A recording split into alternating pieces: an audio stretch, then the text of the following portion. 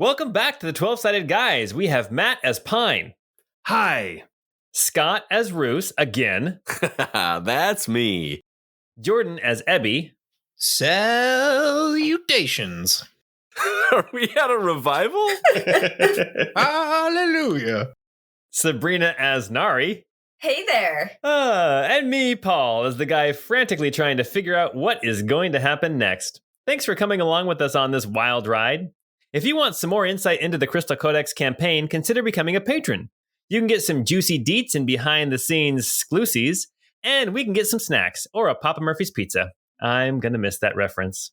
I think it's called spilling the tea now. Okay.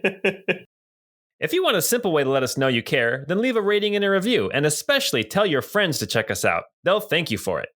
Anyway, if you've ever devastated an entire population by causing an earthquake just to find a source of life hidden in a nearby pyramid, then this podcast is for you. It's the Crystal Codex, episode 54.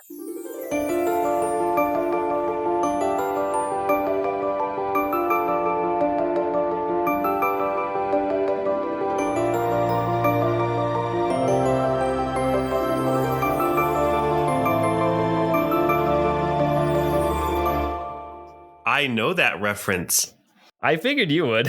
I didn't get that one. It's a Easter. It's very hard to find. It's not something you have to do in the game. It's just kind of a random thing you can do. Which game is it? ActRaiser. Oh my gosh, I loved that game. Yes, but you had to build up the civilization enough to get to a certain point, and then in this one area, and then cause an earthquake and destroy like the whole thing, and everyone has to start rebuilding. Also, you can get a basically a 1-up. Great game. I actually enjoyed the part where you're the angel and you're building the cities a lot more than I did the actual fighting part of the game. When you're the chubby little cherub shooting your love arrows at all the monsters. Exactly. Welcome back to the city of Taybury, where it all began a year in our campaign ago, but 5 years ago for our characters. It is a nice, cool spring morning in the month of Fantasy April called Ankily. And we have in the city of Taybury this big, raucous inn and tavern called the Keggery, where Nari, Pine, and Rousse are having breakfast on this nice spring morning. And they have recently reunited together after a long time apart, when in through the door walks a very familiar face. So I was expecting salutations. yeah, that probably would have been the better. I wasn't expecting so. I guess let me narrate a little bit of perhaps what they see. A tall, kind of wrapped up, Bedouin-y, kind of nomad-y person, looking very familiar, but definitely a little bit more worn for wear, comes in, and there is a kind of strange creature perched on his shoulder. Kind of looks like a small fox or wolf thing. And it has kind of wings that are tucked in, and it's just kind of perched up there. And Ebby's just going to kind of walk in and see if he can spot any familiar faces. Why don't you make a perception check real quick, Ebby? Ooh, I can do that. Ebby rolled a 7. Coming out strong. There we go. As you walk into the Keggery, it is, it's been a long time since you guys have been here, but the Keggery basically never closes. It's not the nicest inn or tavern in town, but it is the most, they have the most fun here. As you guys may recall, the barman Angus, he runs the place. He is actually standing behind the bar. And as you come in, you see a table off to the left. And Ebby, at the table, you see 3 familiar faces. You see Nari and Rousse and Pine. And with your 7, that's all you see. All right. Pine's in the middle of saying, Angus really needs to get Tedward to perform here. I mean, it's totally the vibe for it. It would really class up the place. I don't know. You keep talking him up. The first time I see him, it better be spectacular. I see him every chance I get. I've seen him probably 7 or 8 times now. I have T-shirts. Are you a groupie, Pine? There's something about his music, just right to the soul, you know. Right to the soul. I love that. Ebby is smiling underneath his wrappings. Not that his metallic face would show a smile. And he kind of whispers to his shoulder. He's like, there they are, Amarok. Let's go introduce ourselves. And then he's going to walk up and be like, salutations. Whoa! Ebby! Ebby! Ebby, Ebby, Ebby. Pine. How long has it been since you guys have seen Ebby? For Pine, it's been 4 years. For Rousse, it's probably been since they split ways after leaving the mountains. Yeah, same with Nari. I don't think we've bumped into each other. Yeah, that has been a while. Upon seeing Ebby approach, Pine will get up from the table. Pine, over the past 5 years, has aged, as people do. It tends to happen. It does tend but to now happen. that he's a very mature 76 years old, still his hair is whiter, even whiter than it was before, and a bit thinner than it was before. His face is a little jowlier than it was before, and he walks a little bit more stooped than he did before. But he's still got this vibrant energy to him, and he gets up from the table and embraces Ebby and says, "Ebby, it is so good to see you." My dear friend, you look well. It's good to see you too. Well, thank you. What brings you to Taybury? Well, actually, it was to find you all. To be truthful, I think I might need some help with something. Ebby kind of looks to his right and to his left, and then he's going to take off his wrap that he usually wears around his face. And when the wrapping comes off, instead of seeing the metallic head of Ebby, you see instead a actual like humanoid face this time. Probably in his late 40s to early 50s in terms of what the age looks like. Hair red like Nari's, caracol ears, and a mustache much like Rousse's. Oh boy! That mustache is pretty handsome on you. Do you like it? It is quite fetching, right? I have to agree.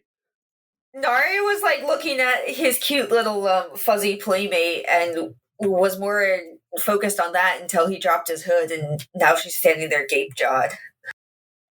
Pine will look at him and is like, "Ebby, it looks like we all had a baby together." I'll poke him in the face. When it tings like metal still. Okay. And so, yeah, Ebby will explain a little bit about it. So I've been through a few things, and let's just say that in order to fulfill a mission that I have, I've gained this ability to help disguise myself. And, well, in trying to come up with a suitable disguise, I borrowed from those that I cared the most about. Oh. So touching, Ebby. Did you have to borrow the mustache? I mean, there's lots of other great things about Rousse, but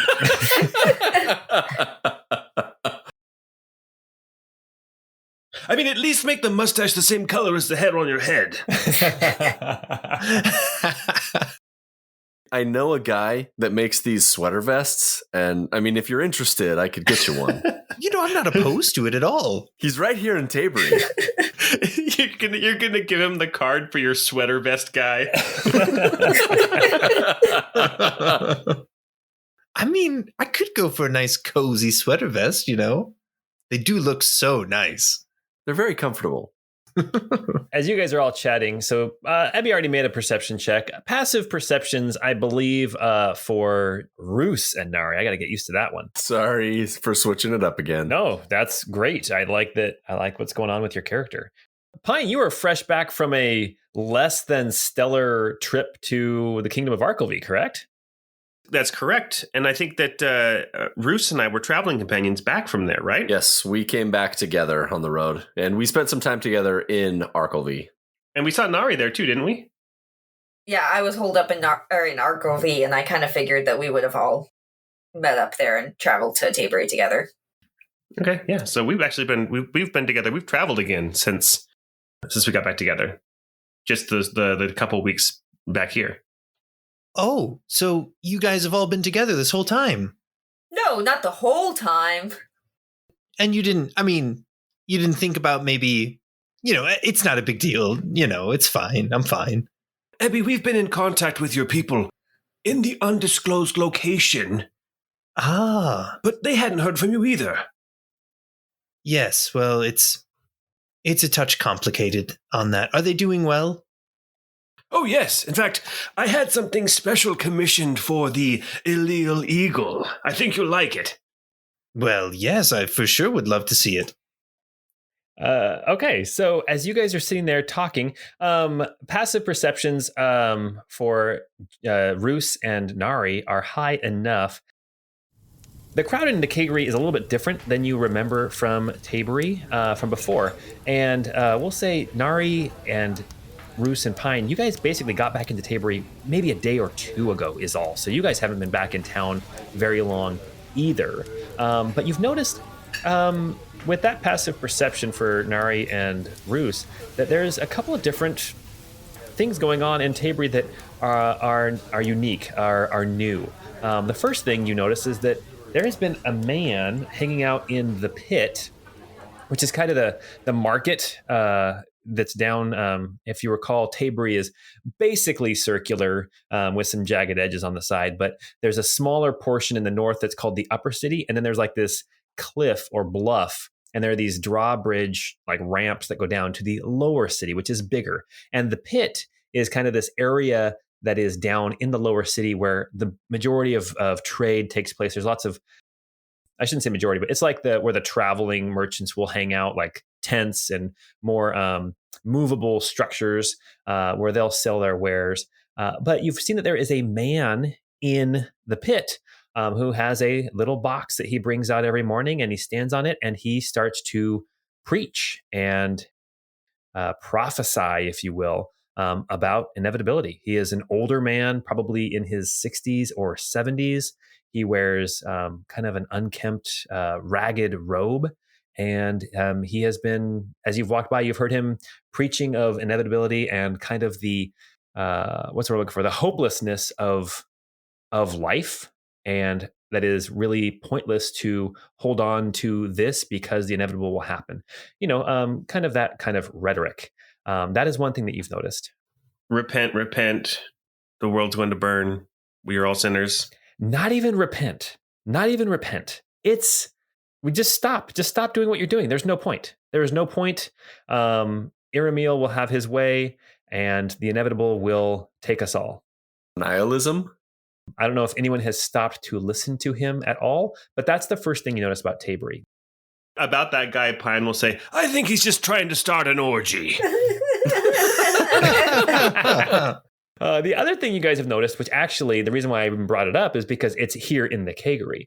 You have noticed around town, there has been little groups, like 2 here, 3 there, of rough-looking men and women armed. They are kind of ragged is the wrong word. They just look tough. They wear like cloaks with kind of high collars.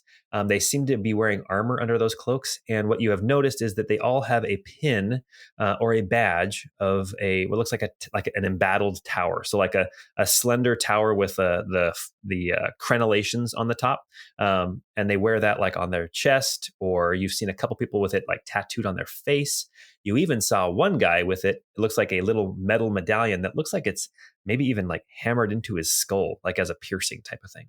So you've seen a few different groups of these rough-looking fellas walking around town. And here in the Keggery, you actually notice that at a table in the Keggery, just a couple tables away, there's a group of 4 of them that are chatting, looking around the room, but they are keeping quiet and talking to themselves. But you've noticed them around as well. I think if you just replace the A with a U, you get rugged, and then I think that's what you were looking for. You know what? They're gringy. Lots of gringe on them. That's a great callback. They're rugged. They are rugged. They look tough. Yeah, Nari had kind of spent the last year or so chasing these kinds of people who were collecting in groups and secret societies. So I think she would definitely try to at least eavesdrop on their conversation and see what she could hear. Make an insight check then, Nari. Not a perception right now, just an insight. Oh my goodness. Well, I beat Ebby with an 8.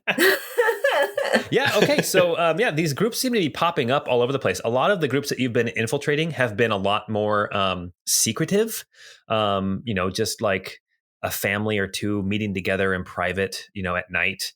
But this, they're there. So if you want to try to eavesdrop on what they are saying, go ahead and make a perception check. Let's see what we got here. 22. That's better. You hear one of them say something to the effect of, "I'm telling you, it's pointless. It's not here anymore."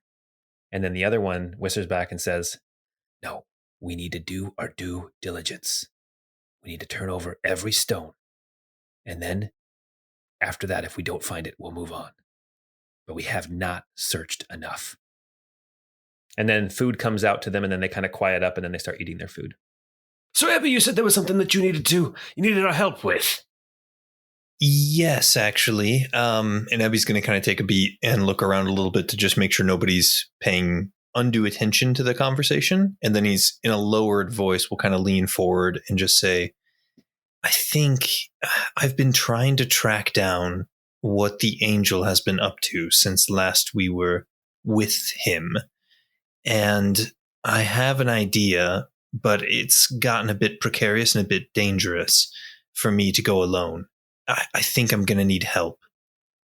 Well, of course, Abby. I mean, we're all here for you.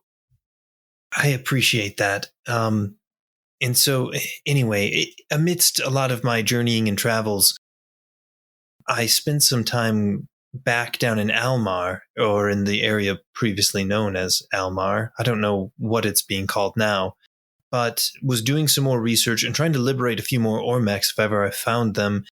The thought came to me, if you recall, when we were in the midst of that facility up in the mountains, the Glass Mountains, it sounded like whatever it was, this being, the Inevitable, was down somewhere in the earth. At least that's what it sounded like. And the crystal engine was kind of keeping it bound. Well, I think the tower might be some way of trying to access it. Have you guys heard of the tower, of the statue? Oh, yeah, rumors coming through all the time. I was able to do some exploration of it, and while I didn't get to, dig too deeply into, its function or what's going on, I can say this. It seems to extend down to, the surface of the earth at the bottom of the bay, and my hunch is that it goes deeper. Maybe acts as some sort of tunnel, trying to get its way to its master. This is all a hunch. I have nothing really to support this. But as I was trying to investigate and learn more and be aware of what's happening with the cult of inevitability throughout the region, somebody started to catch on to what I was doing, and they began to make my life a little bit difficult, to the point where I had to flee. Are they the cause of your new face as well? I was using similar disguises at the time. This iteration is a personal favorite, if I must say, so I tried not to use it too much in Almar for risk of spoiling it. Good plan. It does look great on you. I know it. Look at this mustache. It's fabulous. It is a pretty nice mustache. Were you able to get into the tower? No, just around its environs. But there's something about it. If you could be there, Pine, you would see there's something happening out there. The glow from the statue at nighttime is unsettling. There is an evil there. And so just a quick recap for people who are listening. The statue, then tower that Ebby's talking about, that Jordan's talking about, is a statue in the bay outside of the city of Almar that a few years ago actually rose up out of the water on its own. And it was actually, the statue was on top of this tower. It rose hundreds of feet up out of the bay. And every night the eyes would glow And as you may recall from what we read at the very end of our last episode, the cyclones and the whirlpools, all of that basically happened yesterday. So Ebby would have no knowledge of that at this time. It was getting to be beyond my skills, and I didn't know to whom else I could turn. You came to the right folks. Well, you can always turn to us, Ebby. The last time we got together, Pavanis went to shit, so I don't know that it can get much worse than it did last time. It's uphill from here. I appreciate that. You have no idea how much I appreciate that. I've been running it alone for quite a while. Well, no, I didn't mean alone. Don't be like that. You know what I mean. Ebby's now talking to the creature on his shoulder. Yeah, I was going to ask about that fluffy new pet you have. Ebby just starts laughing at that. Yes, pet. That's fantastic, Pine. He loves that. Keep calling him a pet. He won't be angry about that at all. Keep him away from Gigi. I think Gigi's going to be fine. I guess I should introduce you all. This is Amarok. Amarok, say hi. And Amarok does nothing and just keeps looking at you all. Well, hello there, Amarok. You are a sweetie. Look at how cute you are. Those little wings. I could just eat him up. What a distinguished gentleman. Look at him sitting there, yes. Rousse leans over to Nari and quietly says, "How long was he alone out there?" Amarok, during all of this, is going to kind of go behind Ebby's head and kind of nestle into his hood, like hide. He's a shy little guy, but affectionate. Well, if you could hear what he was saying, or at least what he was thinking, you probably wouldn't think of him as very affectionate. He has a bit of a superiority complex. You see, Amarok was sent to me by Lord Moshe, and no, Amarok, it's not important. You don't need to say that. They're kind people. Anyway, Amarok, who has a bad habit of calling people foolish mortals all the time, he was sent so he could help me complete this mission, if you will, that we're on. He was sent directly from Lord Moshe? Yes, in a way of speaking. You see, Amarok is kind of he's like a demigod. And this is just an aspect of him, something small that could materialize to help complete the mission. Okay. Pine in the back of his head thinks that Ebby became a crazy cat lady. He's assigning all these personality traits to really just a cat being a cat. That's probably fair. Yeah, that's totally the conclusion that Rousse came to as well. I was going to make you guys make insight checks, but I think you guys have already come up with an idea. Yeah. We never actually heard Neum ourselves. We just heard Ebby talking to Neum. So this is no different. Yeah, I kind of imagine that to the outside, to you guys and anybody else, Ebby really does look very kooky a lot of the time, like talking to himself or talking to things that can't be seen or talking to Porthos or whatever, With his multicolored facial hair. So as far as the day goes, I would imagine Pine, since you came back very recently from a diplomatic mission to the Kingdom of Arkelvy, which is basically just the city of Arkelvy at this point, you need to report back to the Queen of Taybury, and you have not had a chance to do so because her schedule has been so busy. But today is the day that you are going to go and meet with Kira to let her know what you were able to accomplish. All right. Well, I have an appointment, so I guess after breakfast I should be tidying myself up and heading up to Taybury Keep. Well, good luck. We can meet back here, or you all are welcome in the keep. Oh. Maybe we should meet there. Do you want to accompany me? No. I'm fine. Well, that was odd. It feels very weirdly tense right now. I think I may be the most sane person here in the party. You can't help but think, what happened over these past few years to everybody? I had a pretty okay time. I mean, honestly, a lot of my time in Arcovy was spent in the libraries looking for any kind of information that might help better understand what we can do about inevitability. But I kind of came up empty-handed. Lots and lots of hypotheses and scholarly articles about what could be, but not a lot of concrete information. Pine, we'll even say that Pine ended up having like a meal with librarian Jem at one point in one of these secret libraries there in the Library of Cadriel. And you were able to pick her brain, and basically everything that she knew, she wrote down in that book that you've already read and now returned. And now I count her one of my dearest friends. So Pine has a meeting with Kira, the queen of the Kingdom of Taybury. What does everybody else want to do today here while you have some free time in Taybury? It feels kind of weird to say that because when we've been in Taybury, there has never been like free time. It's always been very hustled and stressful. Have they set up like a memorial or anything in the square where they were going to hang Bert, like a memorial or like a to the riot, like where we started to throw off the shackles of the empire? Because if they haven't, that's going to be on Pine's agenda to address with the Queen. That's awesome. That has not happened. No, there is no memorial or anything to commemorate the time when an imperial adjudicator was killed. No, that has not happened. Nari would have, because she spent some time in the city during this break. She would have a sort of cell of informants of the fallen Rousse who she would kind of go visit and kind of see what she could get some inside info on these guys with the towers on their clothing. Perfect. I think for Ebby, he's probably going to go to Artarian's temple to spend a little bit of time. Because she's like the dichotomy, whatever you want to call it, of Moshe, the other aspect of that duality. Right.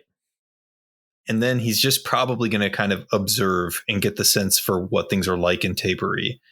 Okay. Rousse is probably going to find the nicest bottle of wine he can and sit in his rooms and read. Okay. I imagine that he took some books with him as well from his time in the libraries, specifically anything that he could get his hands on that would have to do with Lady Jaffa. Okay. Lady Jaffa, the lady of luck, the kind of the bad luck or the balance of luck. If there's good luck, there's got to be bad luck as well. Yeah. Okay. Let's see. Well, who would like to go first? Shall we roll initiative? Let's roll initiative. Sure. Let's roll initiative. That's a great idea. Okay. Pine got a 14. Nari got a 15. Rousse got a 5. Ebby got a 13. All right. Well, then our first, the highest initiative goes to Nari. Nari, you have a cell. You have a couple people here in town that you can interact with that have been gathering information, trying to not just gather information, but also try to infiltrate some of these groups. These inevitability cults that even in Taybury have, sprung up a couple of times. In fact, not in Taybury, but in other towns around here, you've actually lost some of your informants or your agents as they have infiltrated these groups. They actually, sometimes they stop talking to you, and you can assume one of two things. Either they were found out and killed, or they started drinking the Kool-Aid and they actually bought into the inevitability cult and their dogma. It's not necessarily a safe thing to do to be trying to infiltrate these groups, but you have a couple people here in Taybury that you can go talk to. And one of them is actually up at the pit. It's a merchant up there who sells boots and things like that, a cobbler. Mama could use a new pair of boots. All right, you head on up to the pit where you see a lot of like tents and wooden kind of awnings and covers that are covering people with their wares, and you spot the person that you're looking for. The person you're looking for, she is short, stocky, with braided blonde hair. She's looked to be like in her late 30s, and you know her as Nola the cobbler, who you have been working with now for probably the past, 6 or 7 months on and off. Ah, hello, good cobbler. How are my boots coming along? She's like, oh, Nari, it's great to see you again. Yeah, I've been working on them. You have your special order. It takes some time. You have a lot of special requests. But here, if you come in here, I'll show you what I've been working on. And then she kind of takes you around back behind her little wooden counter, and there's a little curtain where she keeps some of her wares kind of out of sight. And she pulls you back in there to show you her wares. She says, "Nari, what? Is there any word? Anything you have found out?" Nothing new. I was hoping you had some better intel, specifically about these men and women in the city, the ones that wear the tower. Oh, them, the rough-looking bunch. They came into town just maybe a couple weeks ago. They've been asking a lot of questions. They seem to be digging up some events from the past. They call themselves bailiffs. I've never heard of them before, but they keep to themselves. I try not to get too involved, but I don't think they have anything to do with what we're after. I think there's something else. When you say events from the past, do you mean before the shattering, or? Yes, they're asking about the Empire. They're asking about kind of the last days of Taybury before the shattering. They're asking about, she kind of looks around and she goes, they're asking about the hanging. And you would know that when somebody says the hanging, they're talking about the event with Bert, where you guys rescued him from being hung. Where you rescued him from being hanged. Sorry, he's not a picture. I was kind of hoping that they would call it the Prince of Thieves like we did. They've been coming around asking lots of questions of people about those times and about that day. They seem ornery. They seem angry all the time. So I keep my distance. Well, you're right. That's not exactly what we're looking for, but we definitely should keep an eye on them. Any news on the cult of inevitability? She actually stops and she kind of tilts her head like she's listening. She says, "Well, you can actually hear him right now. The prophet, they call him. He's over there spouting out his dogma right now." And then if you stop and listen, you can actually hear an older male voice calling out things about inevitability, like, it is pointless to resist, and Iramil will have his say, and that kind of thing. I'll ask Nola, is he worth trying to talk to? I've talked to him a bit. It's when you go to try to talk to him, he just kind of ignores you. He just will keep talking. He'll talk over you. He's preaching and he doesn't like to be interrupted. But I did find out his name is Mordecai. And he's been out here every day for the last, I don't know, week or so. I don't know where he came from. He's not a local from Taybury. Strange. Well, thanks for the information. And I think Nari will kind of go over and casually look for things at another booth while trying to listen to this guy and see if she can make out anything that he's saying. Yeah, as you walk over to another booth, you can see him standing on this little box, and he is shouting out things. He keeps mentioning Iramil. He keeps talking about how the Empire had it wrong, how the Emperor corrupted the teachings of Iramil, and the true teachings of Iramil are now come to pass. And it is pointless to resist and pointless to try, and the inevitable will have its way, and that kind of thing. Why don't you make a perception check as you are watching this guy? 19. As you're walking through the market here in the pit, you see that there are people who are shopping, and you can see a couple of people who they are paying attention to him, but pretending not to. Specifically, you see one kind of middle-aged woman who, as she walks by a stand that has some fresh fruit on it, she keeps glancing over at this older man named Mordecai, and you see her keep kind of reaching to her belt and touching something at her belt, and then kind of realizes what she does, and she keeps dropping her hand down to her side, and then she starts to walk away. Okay, I think Nari will kind of wait until he has a pause in his breath and maybe come over and just kind of try to be like, "Hey, Mordecai, do you have a moment to speak about your Lord and Savior Iramil?" He looks down at you for a second, then he says, Iramil has come. He is free from his prison. He will bring to pass the inevitable. And he starts going back into his tirade. And then he says, and because nothing we do matters anymore, we should have an orgy. Typical. Yeah, it looks like he's going to ignore you. So you can sit and listen to him for a little bit longer if you want to. But I think what we'll do is we will move on now to Mr. Pine as you hang out there in the pit. Okay, Mr. Pine, you are in the Keggery, I guess, getting ready and cleaning up a little bit to go make your report. Yeah, Pine doesn't have a house here anymore, so he's just been, living in the Keggery, or when he was living in the keep itself when he was the year that he was here, kind of as a counselor, before he went off on his ambassadorship. So one thing as well about Pine. He kind of wears the same clothes, so he still has that blue top frock coat with the fur collar and things.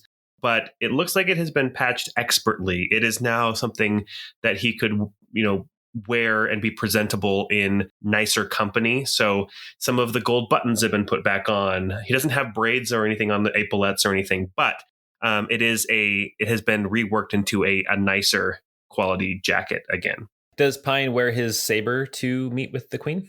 Oh yeah, it's part of his official dignitary's uniform. Does it have gold braids hanging off the handle now too? Oh yeah. Oh, that's slick. All right, so you leave the Keggery and start heading up towards the castle. As you move through the city, you can see the castle on the north end of the city. As you recall, maybe you don't, but 5 years ago, basically the walls around the city had been rebuilt and had been strengthened, but the castle itself was in the process of being rebuilt by the imperial magister and the imperial agents who were here had taken over the city of Taybury. After the shattering, the castle was kind of left alone for a while, but now it has since been totally rebuilt. The towers and the keep and the barracks and the other buildings inside of this castle complex are now patched and if not expertly repaired, they are definitely better than they were 5 years ago when you were here before. And you approach the castle. I'll wander in, just passing any soldiers at gates. I belong there, so I'm just going to be walking through. As you walk up through the castle, the gates, you can see there's a courtyard just past the gates. If any of you patrons would like to go and see what's going on in Taybury, you can actually go to the wiki and you can see the castle complex. But the castle itself, as you go through the gate, you can see that there are guards on the towers up in at the gatehouse. And then as you go through the gate of the gatehouse, which is open, they know who you are. They don't even try to bar your entry. You can see there's a couple of guards just on the inside of the gate. And then you can see there are some other guards who are drilling in the courtyard. There's a well in the middle of this courtyard. And on the north end of the castle, there is the grand hall, which is kind of where dignitaries meet. There would be feasts and things there. There is just to the west of it, there is the tall tower or the tower keep, which is actually a slender building, but that is the keep of the castle where Kira has made her home. And if you guys recall from way back in episode 6, I think, that is also where Rolf had made his office when he was here in town. He had an office or a study there in the tall tower, in the tower keep. And that's probably where Kira is. And as you walk into the courtyard, you actually can see there are some servants moving around, and you can see actually the steward. It's actually not the steward, it's the butler. It's Beatrice the butler. She is an older, probably 65-year-old woman. She dresses very nicely, although her clothes are not royalty, but they are very nice. They are pressed. They're not wrinkled. They're not dirty. And she has this blue shawl on as she sees you coming in, and she comes over to you and she says, Ambassador Pine, welcome back. Are you ready to make your report to our queen? I am. Thank you very much, Major Domo. So Pine has this thing where he always referred to her as Major Domo instead of as the butler or the steward, as a playful thing. Maybe flirting a little bit. Maybe. Ooh, I like that. She kind of nods to you, and then she says, if you'll follow me, I'll take you in to see our queen. Thank you. She takes you up this wooden staircase up into the tower keep. And as you are walking, she makes conversation. She says, so how was your trip to Arkelvy? Well, I got a lot of bocce in, but that's about it. To be honest, they see... Well, I'll make my report to the Queen and then I can share. Unfortunately, it wasn't as fruitful as I'd hoped. It was pretty much what I'd expected, though. She says, oh, I would have thought it would have been quite fruitful. Just last night, an ambassador from Arkelvy arrived here. I imagine that was part of your doing. Interesting. That is interesting. Then she takes you into the Tower Keep. As you go into the Tower Keep is basically its own small little castle. Straight ahead, when you walk in, there is a little hall, but she takes you around a hallway around the corner, and she takes you up a spiral staircase to the third floor, because you enter on the second floor. As you go to the third floor, there is a study that attaches then to the Queen's bedroom. You have met with Queen Kira in the study on many occasions. The butler, Beatrice, walks up to the door of the study and knocks.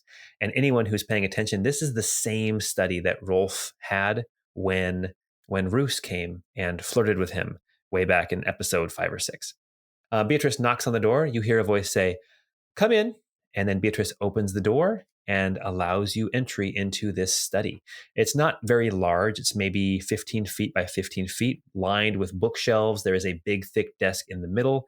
You can see there's a door off on the eastern wall that leads into the Queen's bedroom. But behind the desk, you see Queen Kira.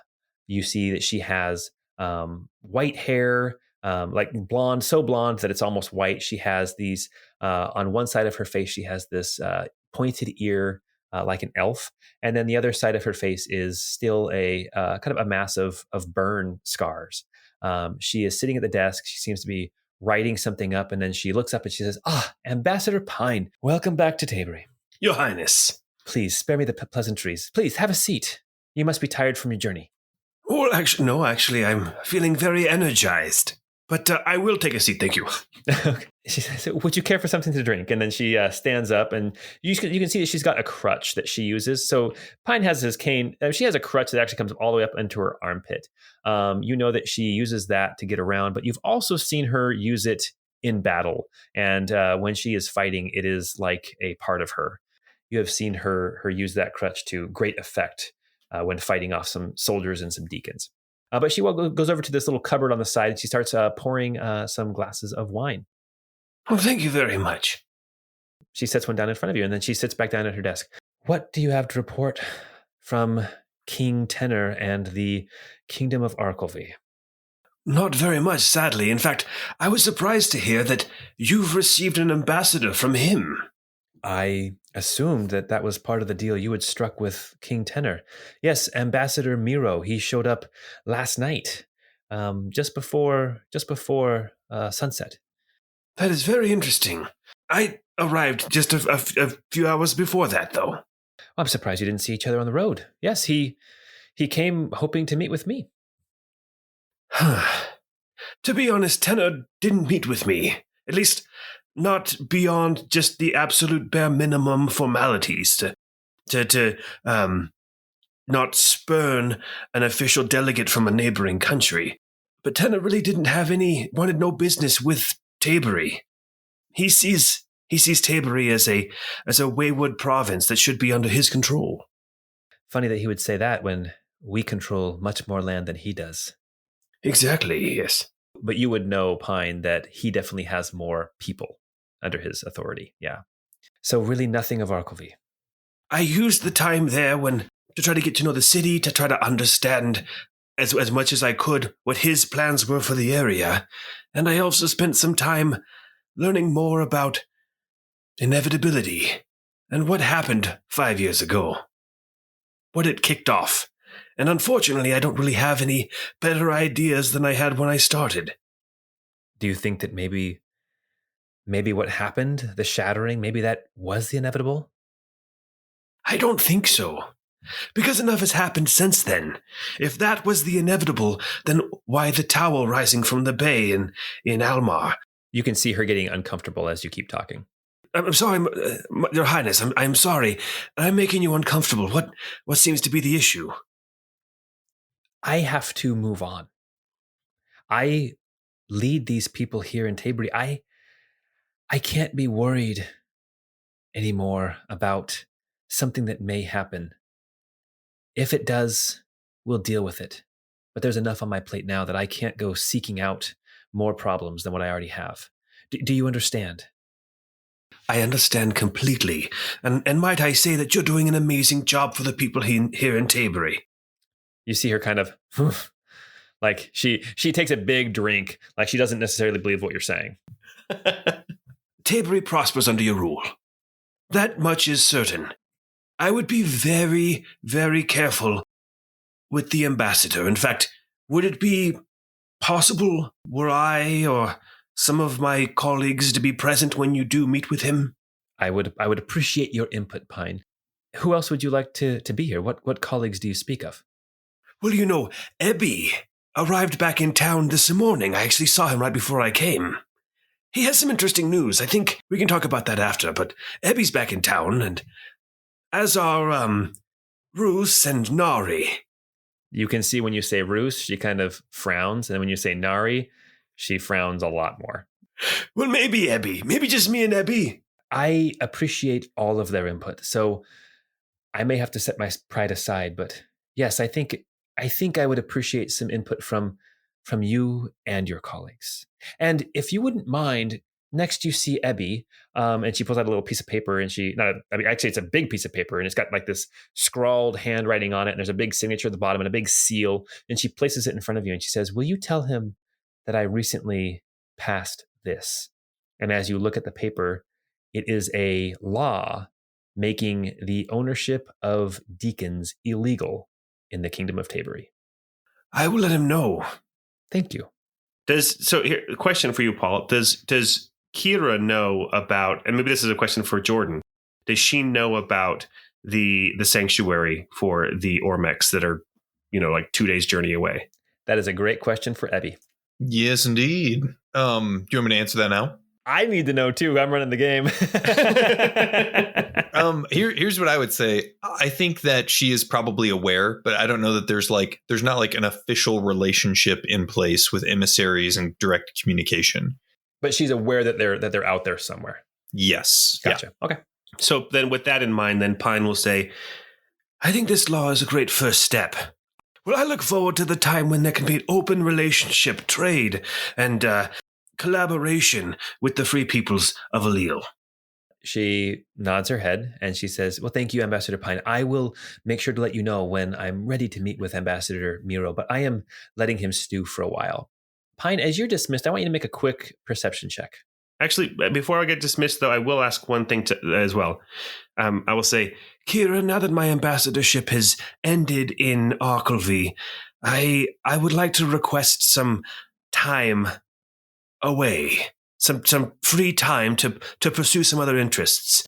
Maybe we could start with 3 months as a sabbatical. Her shoulders slump a little bit. You don't even need to make a perception check for that. You can see her shoulders slump a little bit. You know that you have been probably her most trusted advisor over this last year or last 2 years. And she doesn't want to lose you, but she says, yeah, I think that would be okay. Obviously you have done so much for us and you're not even from here. So I value your service. And of course, you take all the time you need. Enjoy your retirement. Well, I'm not saying I'm retiring. It's just there may be some other things coming up that might benefit from my attention. But as far as where I'm from, rest assured, Taybury is more my home now than Menarest can possibly be. Would she know of your dissatisfaction with Menarest? Yeah, we would have had conversations about that. She nods. Okay. Yeah, go ahead and make a perception check as you get up to leave this study. I rolled a 6. You guys, what's going on? So when we started episode 1, you guys could not help but succeed with everything, and now it seems like all these rolls are terrible. Yeah, as you leave, you see Kira go back to work with something at her desk, and you can't quite tell what it is, but she's writing something down. Be sure to not kill Pine for betraying my trust. And Okay, Ebby, you're going to go to the temple of Artarian. Artarian is the lady of nature, and she is the opposite of green and growing things like Moshe is. She is the decay and the kind of the death and decay of natural things, the fertilizer, basically, if you will, of the natural world.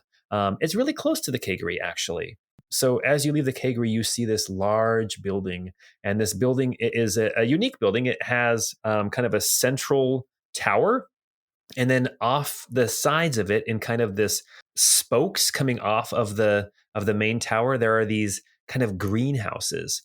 The Temple of Artarian is a little bit unique, and basically followers of Artarian, people who are really devoted to her, or people who want to give back after their death, what they do is they will have their bodies buried in the temple. And each of these different spokes coming off of this main tower is basically like a morgue.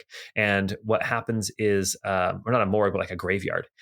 People will be buried after they die in these plots, and then their bodies will break down and become part of the soil. And then they will cycle through these different wings of this temple. And every year or two, they will, probably more like 3 or 4 years, they will open up one of those wings, and then they will actually allow people to come and take some of that soil to use for their gardening. And it's a way of kind of worshiping Artarian and her life-giving powers that she gives through the decay and death and breakdown of natural organic matter, if that makes any sense. Yeah, that makes sense. Yeah, her temple is basically a big compost bin. It's amazing.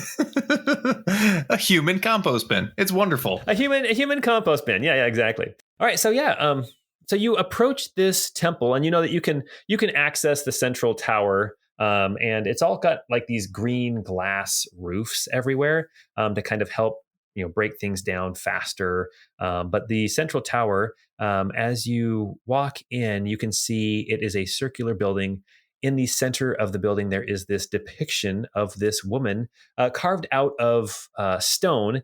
It is not like super great craftsmanship, but you get the impression that it is depicted as a larger, kind of a heftier woman, broad across the shoulders, sort of matronly looking, as she sits on a throne. And at her feet, you can actually see carved into the statue are these kind of mushrooms. Ebby is in full conversation with Amarok while he walks in, and so I'm gonna talk as Amarok too for a moment. That's great, because I have no idea what Amarok is going to say. Yeah, no worries. And so these are the ones that killed how many adjudicators and subjugated the angel when he was in his corporeal form, and even killed the crystal engine itself that was holding the inevitability at bay. These are the ones that you were talking about. Yes, I was talking about these ones. I know they don't look like much, but, they have it where it counts. The old one has it where it counts, huh? The old one's going to help us save things. This is preposterous, Aralt Kumosha. I hope you know what you're doing. Trust in me, Amarok. We will find a way forward through all of this. I just need to see if I can't commune for a moment. The reason Ebby's going to the temple here is he wants to kind of like just see if he can get a sense for how the balance of things is between Moshe and Lady Artarian. And in particular, he had the impression back when he had his vision experience thing that Lord Moshe was like losing his control, like he was losing grip with sanity almost as things start to kind of spiral down. And so he's hoping that he can just kind of gauge somehow how things stand. Okay. Yeah, why don't you go ahead, and as you sit here and as you ponder, there are some benches that you can sit in here and just kind of gaze up at the statue, or you can look up through the green glass roofs of this temple. Why don't you make either an insight or a religion or a nature check? I'll let you pick whichever one of those three you want to do. Let's try an insight check. I got a 17. That is good. As you're sitting here gazing up at this depiction of Artarian, you have no connection to Artarian, but that's okay. As you met Laramie, the Lord of Swords, and you realize that he was not even so much a deity as in like a celestial. He was more of a fiend, of a devil, of a demon of some kind. You realize as you're looking at Artarian, you don't know what she actually is, but you appreciate what she represents. And as you ponder Artarian and her role in this world, you get the impression that she's been busy lately dealing with all of the death and destruction. And as you gaze around, as you were walking towards the temple, you couldn't help but notice that, you know, the trees that line some of these streets and some of these little like fruit trees that people have in their backyards are blossoming, and, you know, pink buds, are starting to blossom on a lot of these trees, white petals.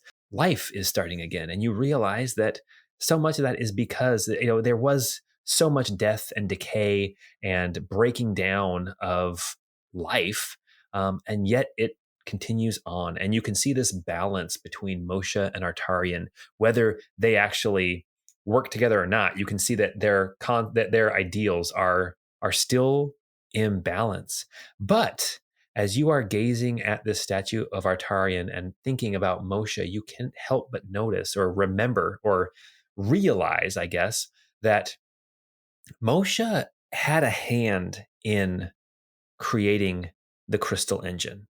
You know that from your conversations with Neum over the past, well, I guess not over the past 5 years, but before that. Neum would talk about communing with Moshe and thanking Moshe for giving this gift. And as you have the gift of the crystals, as you have pondered this, you realize that Moshe is not all knowing. Moshe can't see the future. He is not omnipotent. He is bound by certain laws and rules that maybe a lot of people don't realize. They think that the deities, that the lords and ladies are basically these super powerful beings that can't be stopped or hindered.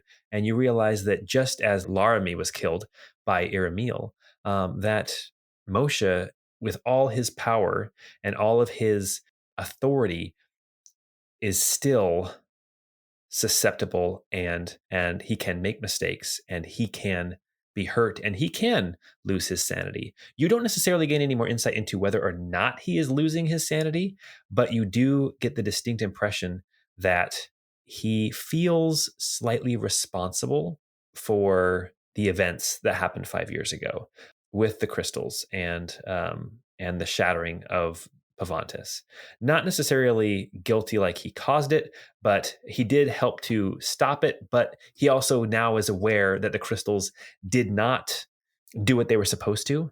They continued to proliferate and actually gain consciousness. And even though he is the Lord of Life, that was not his intention. And I think that jives with kind of the feelings that Ebby had been having, where it's not an omniscience or an omnipotence or anything like that. It's more of like an abstraction, that he is kind of an essence of things more than anything else. Ebby's just going to kind of speak to Amarok and say, "Do you feel it as well?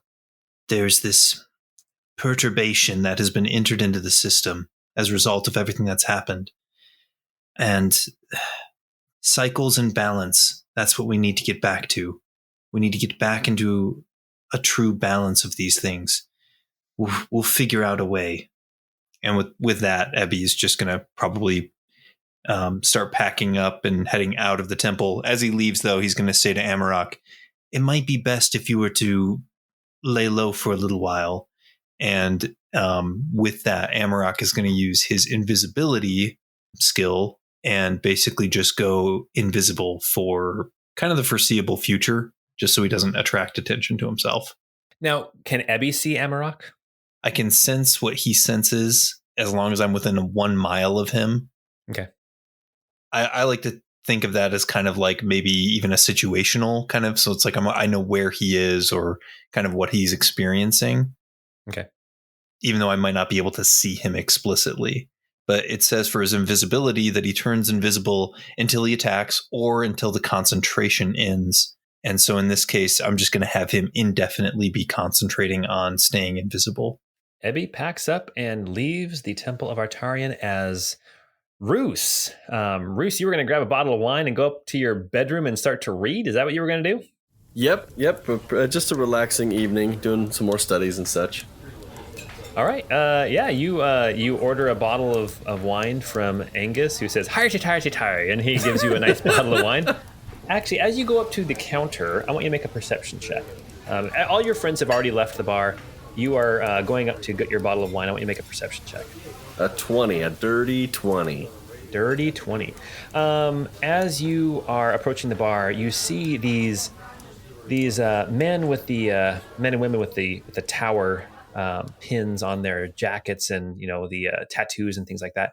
You can see these four of them. They watch you as you go up to the bar. They're not making any overt moves. They're not talking about you, but all four of them are watching you approach the bar.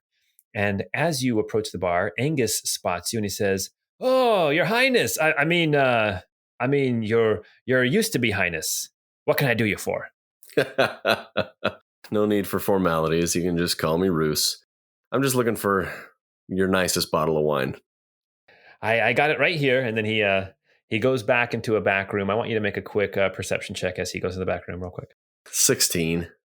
As he opens the door, you can't quite see what's back there. He opens the door real quick and closes it, and then he comes back out with this bottle of wine. It looks old. It's got a label on it that you can't read, and he says, "I've been saving this for a special occasion. I feel like the king should have it." And he hands it to you. Look, I'm not the king anymore. My sister, she was running things behind the scenes anyway. He puts his hand on your shoulder and stops you from talking, and he says, "I have not forgotten what you did for Bert 5 years ago, and I've not forgotten what you've done for Taybury, even if your sister was helping you. I appreciate it. So here's your bottle of wine." Well, at least let me pay you for it. All right. Yeah, that's like 5 gold right there. Okay. Why don't we share the first drink together, and then I'll go retire to my room. Well, I would appreciate that. And he pops the cork and pours 2 glasses. So I'll sit down on one of the bar stools and I'll lean forward towards Angus and I'll say, "What's the deal with those guys on the towers? I mean, have you seen that one? He's got a tower stamped into his forehead." Yeah, they're a rugged lot. I don't want to mess with them. They seem tough. I don't know. Something seems familiar about them.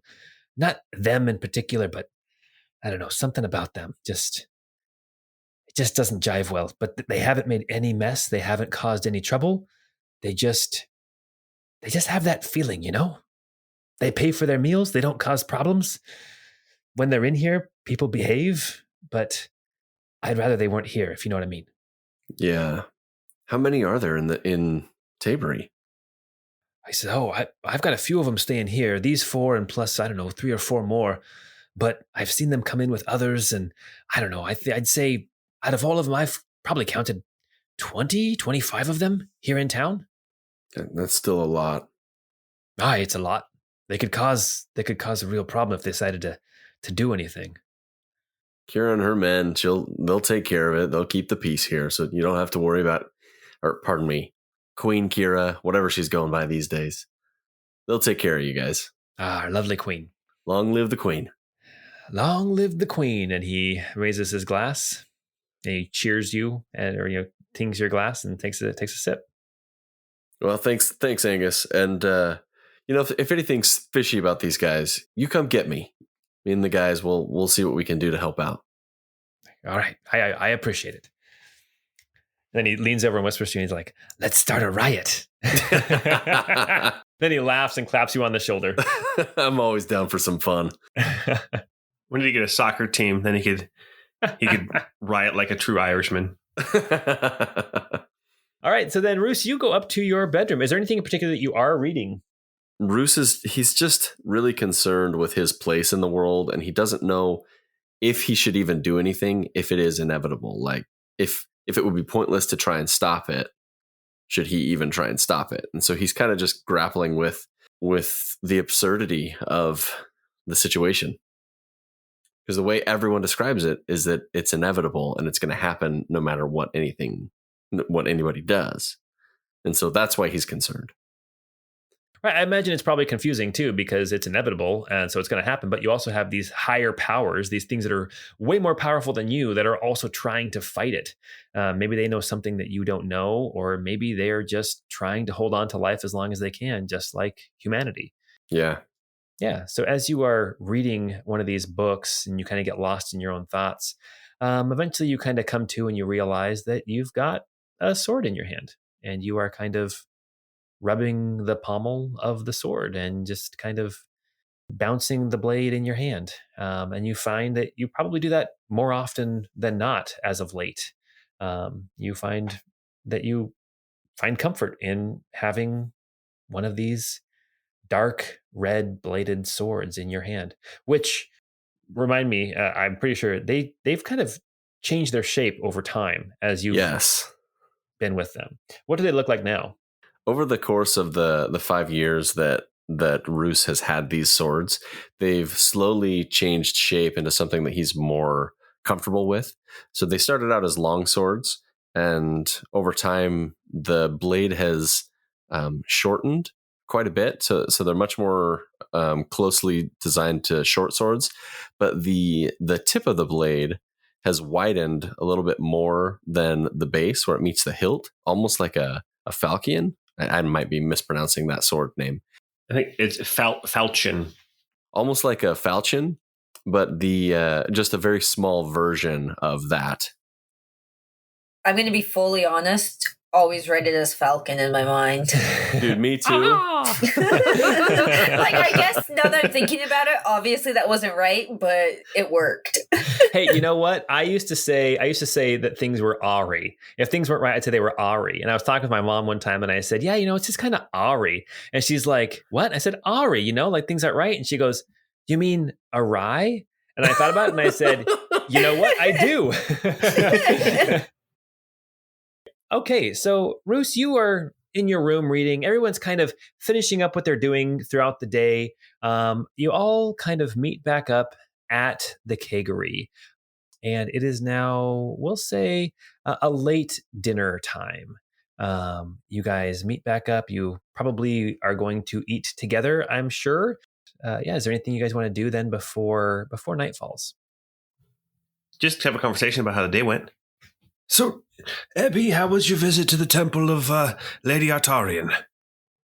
I mean, it was fine. I don't know that I was expecting much from that experience. I think that there's still time. I don't feel like things are wildly out of balance yet, but it's not, we're still not settled, right? There's still something that's about.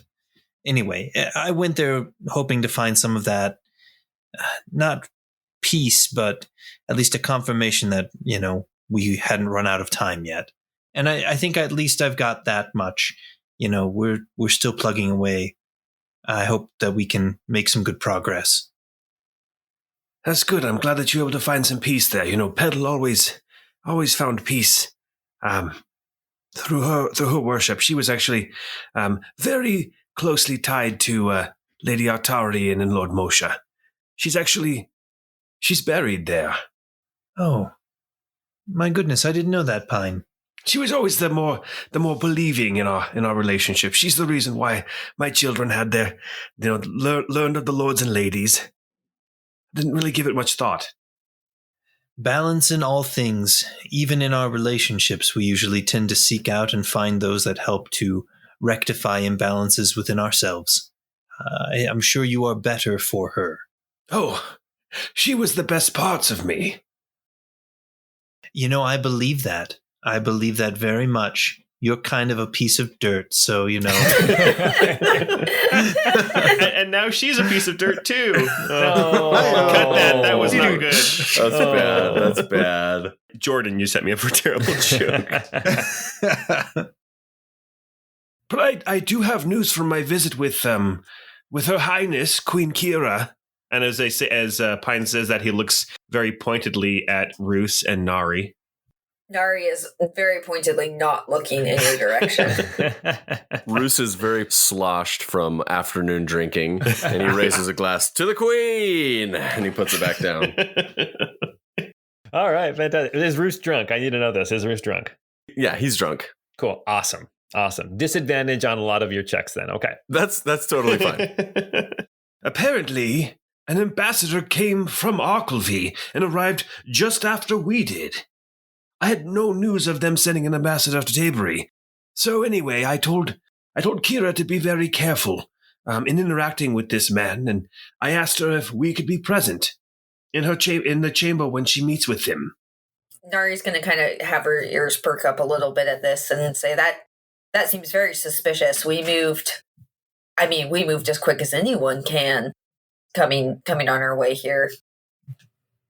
Apparently he arrived last night, but again, it's odd that we would have no word and not even be prepared to let the Queen know to expect someone.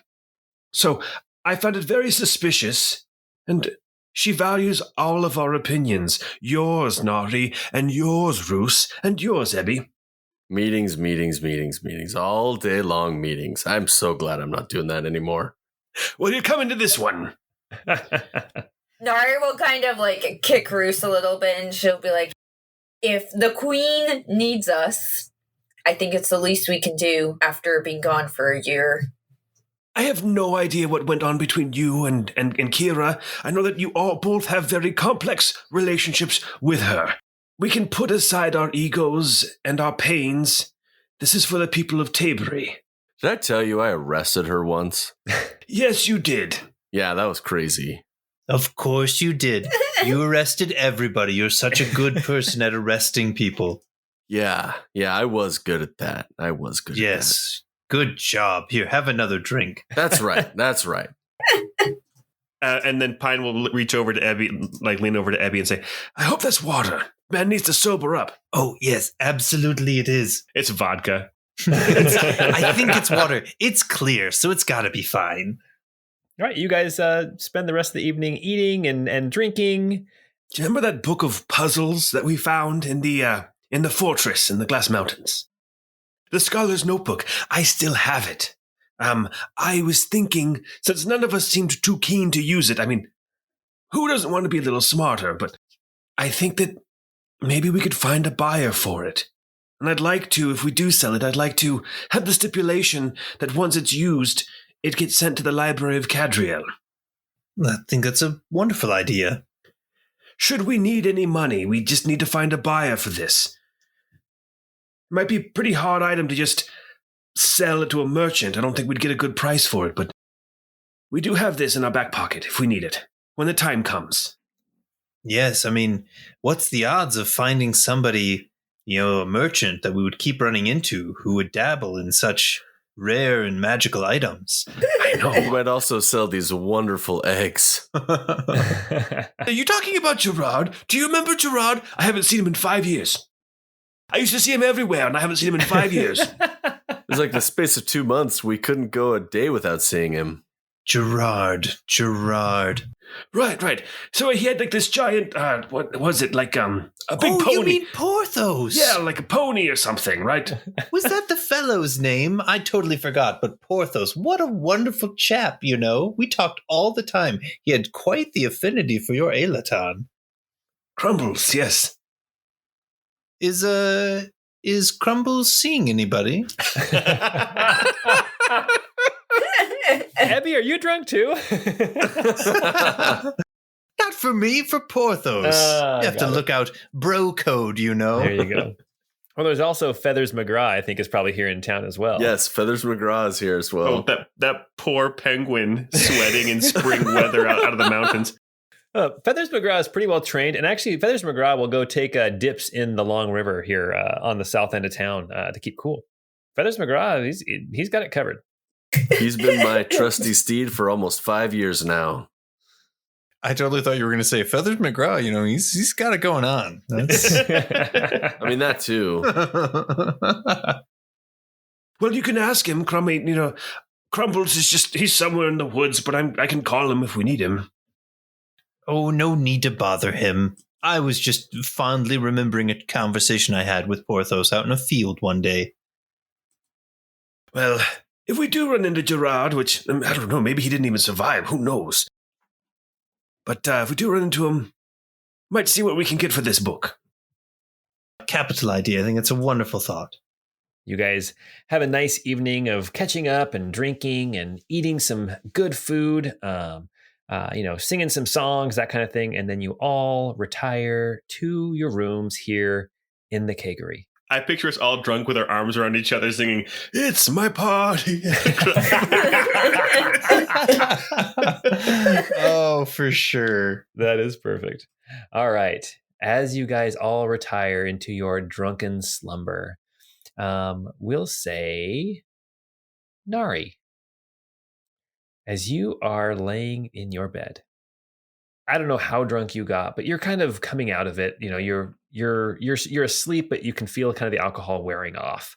Suddenly, you can feel something in your mind.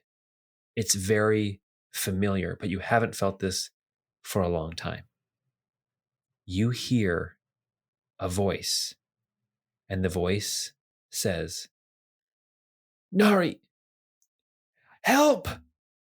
And then cuts off. It was Kira's voice. And it was a sending from your cell stone, which you have not used for a very long time.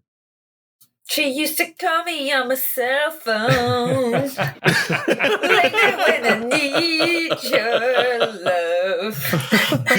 Nari, you wake up after having gotten that message. You look at your cell stone that as actually it's kind of right by you. You got that message, and the message was from Kira calling for help. And that is where we're going to end for tonight. All right, you guys. Well, hey, welcome to Disc 2. A lot happened in this episode here in Taybury, and looks like something exciting is waiting in the wings. Anyway, thanks for playing. Everyone out there in the ether, thank you for listening. We are glad that you're here and coming along with us on this adventure. Again, if you like what we're doing, go leave a review, rate us, or, just tell a friend. We're grateful for our listeners out in the ether and in the real world, too. Yes, all you in the real world, thank you as well. Thank you, tangible people. All right. Well, until we get together next time, I hope you have a great time.